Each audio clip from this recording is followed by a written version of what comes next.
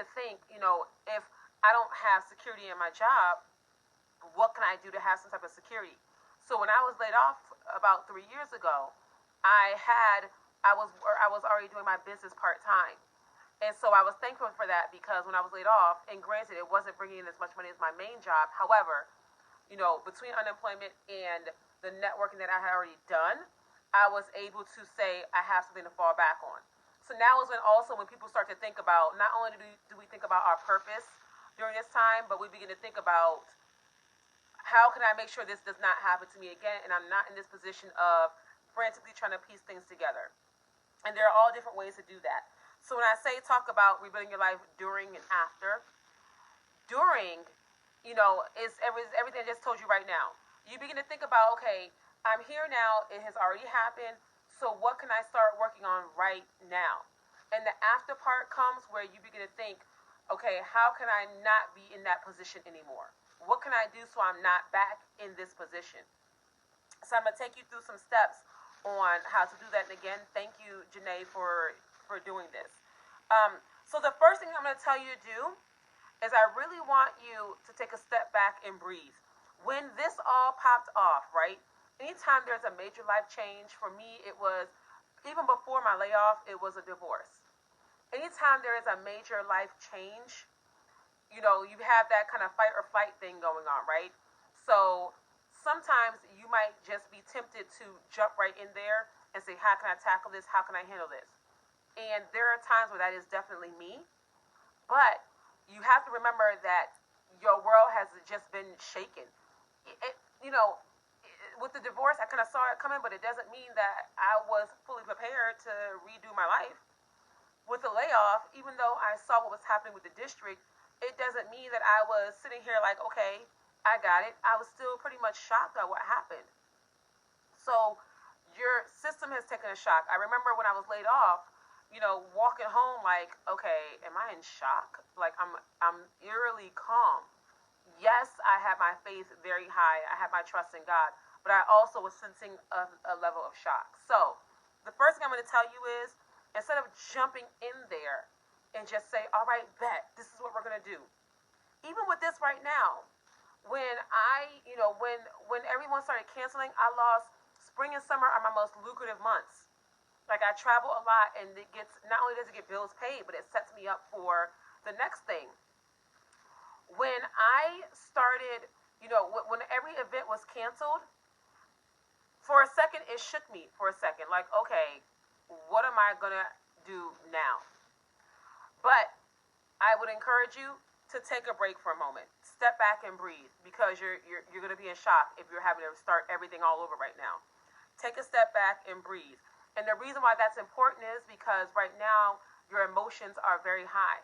And if you're not careful, this is also that time where companies and people will prey on you for different things. Like, they'll prey on that anxiety and they'll prey on that fear. And if you're not careful, and if you're in an emotional state, you'll jump into something that's not going to benefit you, in the long run. So you'll make an emotional decision that is not going to be helpful to you. When I lost my job 3 years ago, I remember, I had faith in myself and my company, but I'm like, how can I get money in quickly? So I got involved in a multi-level marketing business. That was not who I was, but I was promised a way to be trained and to make money immediately. And it simply did not happen. And I ended up leaving. But I left after I lost more money. So that was an emotional decision because I didn't take the time to breathe and sit back. So step back, take a moment, and breathe. Okay? We don't need to, the grind culture works for me, but the grind culture works best when you have a strategy, not when you're emotional. So take a step back and just breathe. There is, nothing you can do right now in this particular moment. Yes, we'll start setting some things in place, but for right now, breathe, like sleep a little bit, let your mind rest a little bit, get your spirit back in alignment, because this is a long journey of rebuilding, especially right now. So take a step back and breathe. And the next thing I also want you to do is, once you take a step back and breathe, and I pretty much already said it, I want you to rest for a little bit. I was talking to a good friend of mine who is in New York right now, and he had all these major events happening, and he is a well-traveled author, and his platform has like 20,000 followers, and so he's doing some really big things. And he said, when everything happened, and he's running, I think about 4 or 5 different schools in New York right now for social emotional awareness. So he's doing everything. He said when all this happened, he said, I sat home, I made sure I had groceries, and I watched that Tiger King thing on Netflix. He's like, I watched Netflix for a little while. I didn't jump into what to do next. I just sat back and watched Netflix. I needed to breathe. I was gearing up, and as we both were, we were gearing up for a lot of heavy travel. I certainly, definitely was. He said, I took a step back and I just breathed and I rested. I saw this thing with Bill Gates. He takes about a week or two every year. And he just goes off and he does his think tank thing. He doesn't bring his phone. He doesn't bring his computer. He just goes somewhere and he's quiet and he's resting. And that's when he comes up with all of his ideas. And Bill Gates is like a billionaire, so he can, he can go off and do those things, right? But the theory behind it is still the same. When I am not rested, when I am overworked, I am not at my full capacity. Like today, I had a meeting before this, and then a client, and now this, and then I had, and then I have a client at 2 o'clock, and then I'll rest for a few hours, and I have another presentation to do. After today, nobody call me for a while. I'm gonna breathe for a little bit. When you rest, your body has a chance to breathe. Your nervous system has a chance to breathe, and that's usually when you get those clarity, those ideas, those things that pop up. And in that resting, when I started my faith-based Rebuilding Your Life series, I had not even thought about that until I stopped and I rested during this whole thing. All right, I'm not going to be traveling, so what now? Let me rest. As I was resting, and that's the next point where I'm going to get into, as I was resting and as I was praying, the faith-based Rebuilding Your Life series came like a flood. I mean, not just one course, but like 3. I just wrote down the idea for my 4th one all at once, and it came through resting. So please get some rest. Number 3, I then want you to start leaning on your faith, because again, you're going into some heavy duty work that you're about to do. So you need to back that with a level of faith. You need to back that with a faith in something that's bigger than you. For me, it is like per the scripture, as for me and my house, we will serve the Lord. That's mine. So you need to back that with faith. There's a scripture that says faith without works is dead. Those two are always going to go hand in hand. The reason being is because when you embark on this journey and you start this work that you're doing, you're gonna hitting a wall is not a if question, it's a when question. It happens to the best of us and to the greatest of us. It happens. So having that faith is what keeps you going. Having that faith and having that why is what really keeps you on that journey. So lean into your faith. And actually, I should have said to you, prayer should really go first before everything. Take that time to sit back and begin to pray over everything. So lean into your faith. Now, we're going to get into the meat of it all right here, number 4. And this is the meat of it all. What's your end game with this? So you're now faced with rebuilding. You may have lost your job. You may have lost a relationship. Right now, we're all stuck inside. And many, like I said, 3.2 million Americans have filed for unemployment. It's probably going higher soon. So when you ask yourself, what is your end game? What is it that you ultimately want? If you're looking back on the recording of this, or if you see me right now, if you see me looking down, it's because I'm looking at my notes. What's your end game? Do you want emotional stability? Like, hey, my finances are actually okay. I need emotional stability. Or do you need financial stability? Decide which one it is that you need. And it's funny because usually people will give me, people will say to me, my clients will say, oh, I don't know what my goals are. I don't really know right now. It's usually wrapped up in your wants. So we start to answer that question. What is it that you want? And I don't want you to don't say anything that you think people want to hear, because it's just you and you working on your game plan, really. You and God. So don't say anything that you want people to hear. Say what it is that you want. I don't care how outlandish it sounds. If you want to be a multimillionaire, put it down. Understand it's going to take some work, but put it down. If you are, if you're a seamstress and you want your clothes to start selling, write it down. If you feel like money is fine, you're working as a CEO or you're working somewhere, even if you're not a CEO, you just money is okay and you didn't lose your job and you're blessed to get that direct deposit, but you're missing some key pieces emotionally. And I have clients that are whole doctors, and I had to do a lot of emotional work with them, and that's fine too. So write down that I need to be stable emotionally, and like do a whole brain dump. And that brain dump might look absolutely crazy. You might have a bunch of different things all at once. Those are all your needs and your goals. The key is to brain dump them, and then I want you to begin to organize them. But usually it falls into two categories. People either want financial stability, emotional stability, or both. And that emotional stability can look like anything. Somebody might need to. I had a client who had a lot of trauma with her parents, so we had to, we had to really unpack some things, and she found her parents and worked on forgiving, and that freed her for a lot of different things.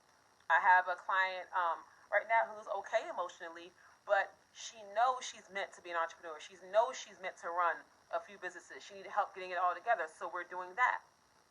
So once you get all that down, organize them into goals. So, and it's going to be short-term and long-term goals. So, for example, the client that I was telling you about that's a doctor, we're on her last month in my coaching program. She's been with me for a year. She didn't need help monetary financially, but she had a lot of emotional things that she had to unpack because she had a lot of emotional trauma. So the overarching goal was, let's unpack these big things. And those small term goals led up to that. The small term goals of forgiving my parents, creating my own space to live in because she was sharing a space, creating my own space so I could have my peace. The next small term goal was, well, I don't think it was small term. It was definitely long term. It's big. But how do we tackle being vulnerable? So those are all things that we worked on throughout the year, but it was all under, I should have actually had her book out so I can give you the question I asked her. But it was all under, she said something to me. She said, I want peace. And I said to her, asked her the same question 8 times. Why do you want peace? Peace can be anything. And it was, I don't want to be in chaos anymore. I want to be ready for my next mate. I want to be emotionally ready for, all the doors that are going to open to me in my career. So I'm like, okay, so we have a lot to work on. So we worked on vulnerability throughout the year. We worked on confidence. We worked on understanding our gifts and our talents and tackling that powerfully. And now she's about to graduate with her doctorate. She's working on her book and what's powerful about that is tackling these emotional things helped her become a better doctor. So now she's about to tackle she's about to tackle the African American community in our lack of mental health awareness, in our lack of black doctors. And she's a black doctor, and she's tackling that. But she had to unpack a lot first. So, again, begin to really, once you brain dump it, organize those goals. Right now, I have about 3 different boards. I have my overarching vision board, which is funny because none of this stuff was on that vision board. None of this. But I have my overarching vision board, and that has everything on it. And then I have the overall ongoing goals board, and I broke it down by quarter, by the 4 entrepreneurship quarters. And within those 4 quarters, within those boxes, I have the goals that I'm going to hit each and every quarter that add to the overall goal. So there's that piece. And then I have the marketing goal.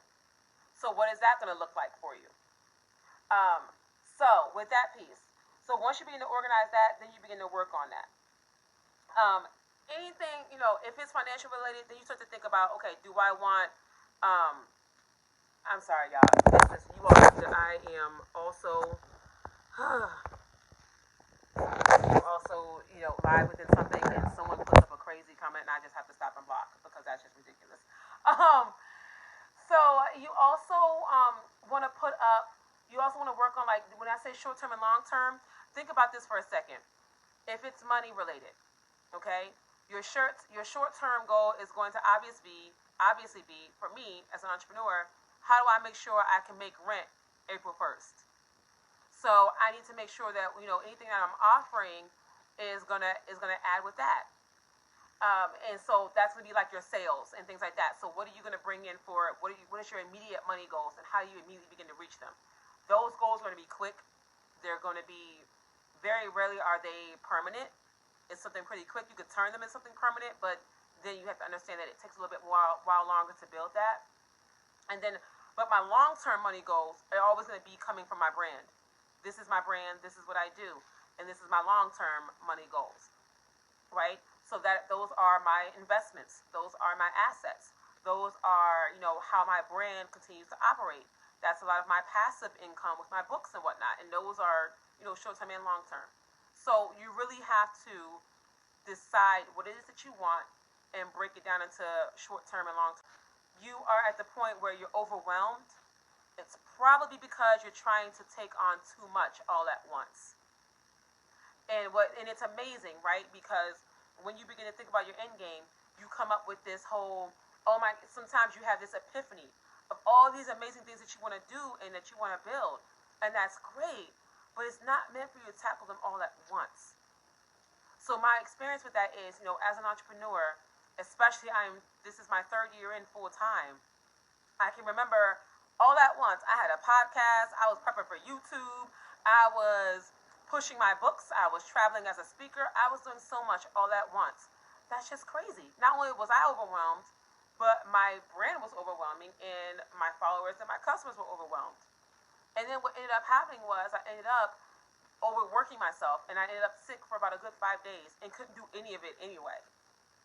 A lot of that stuff, you have all these big goals, a lot of that stuff doesn't need to happen within the first quarter or even the second quarter. Plan it out throughout the year. What's interesting is 3 years ago when I did the intro for like my YouTube and whatnot and my podcast, I'm just now finding a place to use it 3 years later. So it wasn't even for that time. So it was obviously the long game. So really ask yourself, what is it that I want? And then once you do that, number 5 is, how do I get there? Once I know what I want, how do I get there now? And this is when you start doing your research. This is when you put in the legwork. If I want emotional stability, so for me, after my divorce, I needed emotional stability. So this is where I reached out for help, and I got, at the time I was working for the school district, so I called my EAP, and I got a good therapist. Thank the dear Lord. And I wasn't looking for this, but she just so happened to be Bible-based. So I was like, once she realized my background, being a preacher's kid, she was like, okay, cool, we can go a step further with this. So I got the help that I needed, and that's why I became a transformation coach to help other people. So once you figure out what it is that you want, get the help that you need. If it's emotional, listen to me. There is nothing wrong with reaching out for help. If you need the emotional help, please do so. It's interesting. We say, we used to say when I used to hear growing up being a preacher's kid, all you need is Jesus. Well, Jesus has prayer and therapist. You can utilize both by all means. Get someone to talk to, and don't be ashamed of that. If it is financial and you want to start learning how to be a better steward over your money or how to create something, then you need to get an advisor. Especially if you already know that you're not taking care of things the way you need to be taken care of. If you don't know how to do it, get the help that you need so someone can help you. And sometimes it takes investing in yourself. I had a business coach. When I was laid off, I paid her $225 a month. And that was the best investment. I only kept her for 6 months. That was the best investment I had ever made, because she taught me what I needed to know about business. And then after that, I was able to learn the game plan and figure out how to keep going. So sometimes, this researching into help you need is an investment.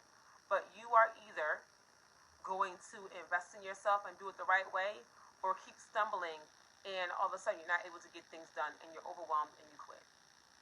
Or the fear sets in and then you quit. So don't be afraid to get the help that you need. Google right now is going to be your best friend when you start researching. And it's funny because Dr. Natasha, who's on here, I literally was just thinking earlier, I'm too sluggish right now. I need help with how to keep myself going during this downtime. And I started researching things, but I had no clue where to start. And then coming on and hearing Dr. Natasha's segment, I'm like, okay, now I know where to start. So let me give her my email so I can start getting some information. That's how you start getting your research together and reaching out to people and not being afraid to ask for the help. I love to reach out to people who have been doing it longer and who are, thank you, Natasha Bruley. She said, thank you, Dr. Bruley. She said, I got you, girl. I like to reach out to people who've been doing it longer than me. So don't be afraid to get the help that you need. And then I only have like 2 more points to go, and then I see some stuff in the chat. And then I want you to become a master and a student. Do both at the same time. So what do you mean when you say become a master and a student? Master what it is that you are trying to learn. Master what it is that you are trying to do with rebuilding your life. You know, when I have my clients emotionally, they begin to master themselves. However, you need to still be in a position of learning. There is always something more to learn. I don't care how long I'm in business for, how long this goes for, I am always going to be in a position to where I can learn because there's new levels to everything. So what I mean by that also is become a master. Sometimes sometimes we have what's called information paralyzation. We take in so much and we just don't do anything with it. Take in what you need, work that, master that, work it some more until you become a master at that first. So if you are tackling one thing emotionally, master that before you tackle the next thing. You know, become stable in that before you tackle the next thing. If it's anything financially, you have to master the basics of finances before you can even think about, going on into investments. Before I even did investments and whatnot, I had to tackle simply saving and budgeting. So I had to become a master of that, and then I went on to learn about investing and trading. And I'm still, and even when I become, somewhat of a master at that, there's still another level to learn. So master where you are, implement it, work it, and then still become a student. I think that Diddy, is a really good example of that. He is always, if you look at Diddy, he's also one of my favorite entrepreneurs. Learned everything he could from everyone that he could, mastered it, and then kept growing and kept learning. And I would like to think that he's still learning and still implementing. Most billionaires do. I had the pleasure of sitting down with Mark Cuban years ago because a friend of mine worked for him, and every time he implements something else, he's on to the next thing. Not until he's mastered what he has yet, though. And sometimes it's all at once, but he's always going to master something and then go on to the next thing. So, become a master, implement it, do it, right? And then become a student. But by all means, do not just keep taking in information and then not doing anything with it.